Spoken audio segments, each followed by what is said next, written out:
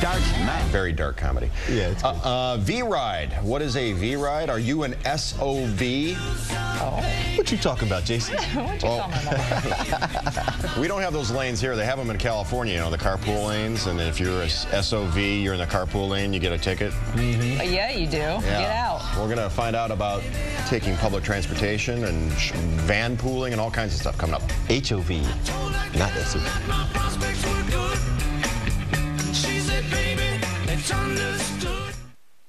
You only have about 700,000 hours in your life.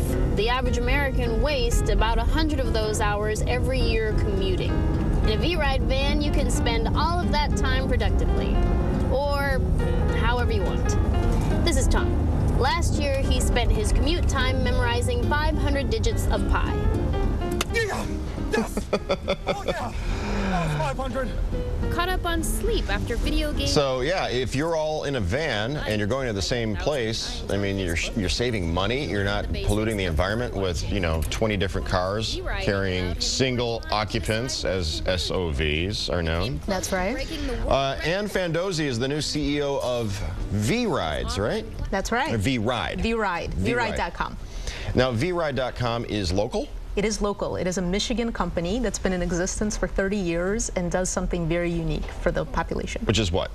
Well, have you ever been stuck in traffic on your way to work where you're just watching the minutes tick away, you're watching the hours tick away? I wouldn't say stuck standing still, but certainly there are those mornings that are very frustrating where one guy in the left lane is causing a snarl and you get really upset, you know, kind of your blood pressure goes up. Exactly. And depending on where you are in the country, it gets progressively worse. And you wonder, does it have to be that way?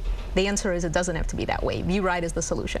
Oh, how is it the solution? So vRide is a service that brings together commuters with either carpools or van pools and offers those commuters 3 unique benefits. The first is it saves money. The second, it saves time. And the third, all while saving the environment. Wow. So how do you convince people that are used to having control over their vehicles, they feel like their vehicle is a sanctuary, it's part of their identity?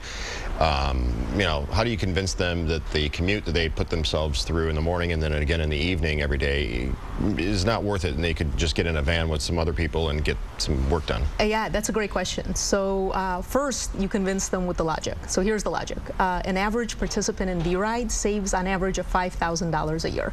In these economic times, that's quite a significant incentive. Sure. The second is, are you really in control? Gripping a steering wheel for an hour at a shot, you know, wondering why you're not spending your time more effectively isn't really the control that you think, versus a vRider who can get into the luxury of a carpool or a van and get ready for that morning meeting, catch up on email, or take a nap.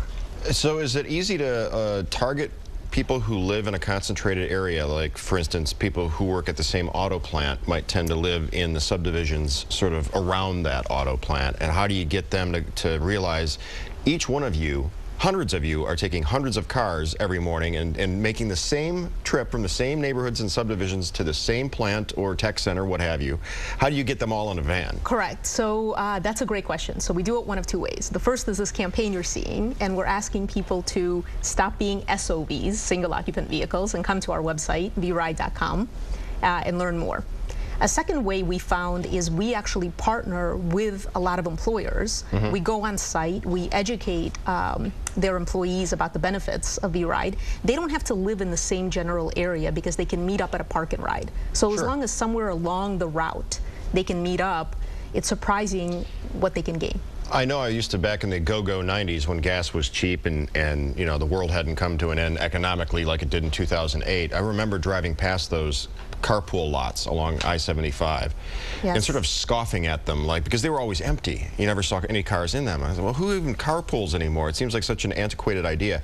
Now you go by those lots and they're packed. They're absolutely packed. Exactly. So combine the state of the economy, combine the cost of fuel, combine these lots availability, and put technology over it that would allow you to connect those drivers. It's a very powerful force. Now, at your website, can somebody, for instance, say, okay, my name's Bob and I live in this subdivision in this town and I work at this plant, search, and then it brings up, like, Bob, you're one of 30 people that live in your sub that go to the same place every day. You should join us. I mean, Jason, that is exactly what it does. So you go to vRide.com, you enter the from and the to, and it shows you all of the routes available in your general area, as well as the various times in which those routes take off. If you don't find one right for you, you can start a new one or wait for several other people to join you. It's very easy. Now, in the case of, I mean, you're just for all-purpose, across-the-board conservation and protection of the environment, correct? Even Correct. if you don't take a van. Like, for instance, somebody in my case, I need my car. I don't always make the most efficient or wisest choice because I have a sedan that gets like 16 miles to the gallon, and then I have a two-seater that gets 20 miles to the gallon. I don't need to take the sedan to work, but I tend to fall into patterns of taking that big car over and over and over again when I don't need to. If I took the two-seater, I would get 4 miles to the gallon better. You would. You know, we didn't start out as a green company. We start out really thinking about the commuters and how do we find a solution for them that's different than the morning commute. What we found, though, is for every van pool we put out there, we take 9 cars off the road. Wow. 9 cars that pollute the environment, 9 cars that cause gridlock, 9 cars that require parking when they get to where you're going. It's really a powerful weapon, and most people don't even know that vRide exists. So Well, they do now. They do now. It's Thank called you. vRide.com, right? It's called vRide.com. Ed, did you know it's called vRide.com? I didn't know that. Well, you do now. And we'll put a You do link on now. our website to vRide.com. Thank you very much, Jason. And by the way, what kind of vehicle do you have on the weekend when you're not commuting to work? I have a little tiny sports car that is a stick shift and gets 32 miles to the Oh, gallon. you got me beat. All right, Ann, thank you for being here today. Thank It's a you, pleasure. Jason. It's a Great pleasure being interview. here as Very well. fascinating stuff. All right, we'll be right back on The 9. Stay tuned.